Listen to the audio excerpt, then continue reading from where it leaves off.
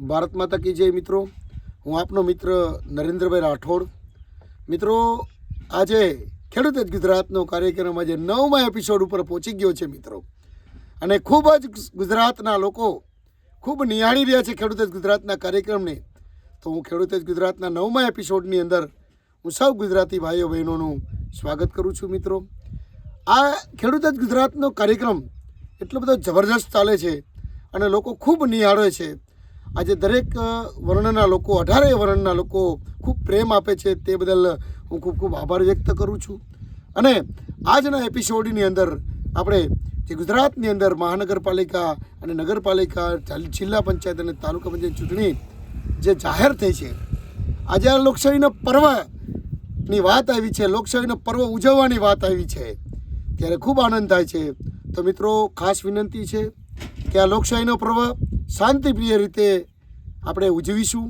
અને મતદાન ખાસ કરીને મારું તો એવું કહેવાનું છે ખેડૂત જ ગુજરાતના કાર્યક્રમ વતી કે મતદાન 100% થાય ગુજરાતની અંદર।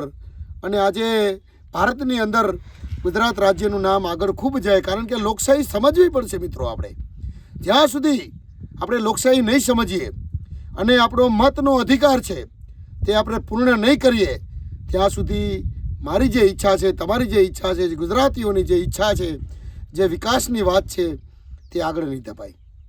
કારણ કે આજે ગુજરાત દેણાની અંદર દબાયેલું છે, આજે ગુજરાતની સરકાર પણ દેણાની અંદર દબાયેલી છે, અને એને બહાર કાઢવા માટે આ લોકશાહીનો પર્વ આપ સૌ સાથે મળીને મનાવીશું।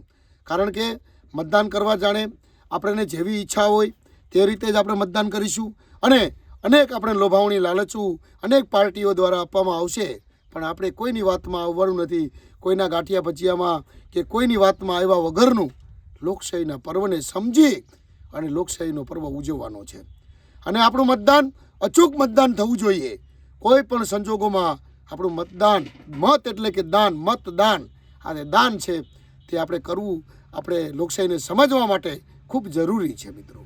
ત્યારે કોઈની વાતમાં નથી આવવાનું। કોઈ પણ એવી વાત કરતા હોય કે અમે તમને આ આપશું, અમે તમને તે આપશું, પણ કોઈની વાતમાં આવ્યા વગરનું આ લોકશાહીનો પર્વ આપણે સૌ સાથે રહી અને ઉજવીશું। આપણે કોઈ પણ પાર્ટીની વાત નહીં કરીએ, કોઈને ટીકા નહીં કરીએ, પણ આપણે લોકશાહીનું પર્વ ઉજવવું છે। તો આવનારી ચૂંટણીઓની અંદર ખાસ નોંધ લઈ ગમે તેવું કામ આપણું હોય તે મૂકી અને અચૂક મતદાન કરીશું અને તંત્રને પૂર્ણ સહયોગ આપશું।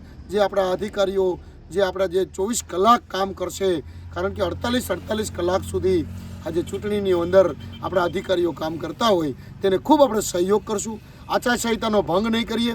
ખાસ કરીને તો એ વાત મારે આપને ચોક્કસપણે આપવી છે ખેડૂત ગુજરાતના કાર્યક્રમ વતી કે આચારસંહિતાનો આપણે ભંગ નહીં કરીએ, શાંતિપ્રિય રીતે આ લોકશાહીનો પર્વ ઉજવીશું અને સાવ સાથે રહી અને આ ગુજરાતનો વિકાસ કેવી રીતના થાય તે દિશામાં આગળ વધતા ખેડૂત ગુજરાતના 9મા એપિસોડની અંદર હું સૌ ગુજરાતીઓનો આભાર વ્યક્ત કરું છું અને ખૂબ આભાર વ્યક્ત કરી અને અમારા વિડીયોને વધુને વધુ આગળ વધારો તે વિનંતી સાથે નરેન્દ્રભાઈ રાઠોડ। ભારત માતા કી જય।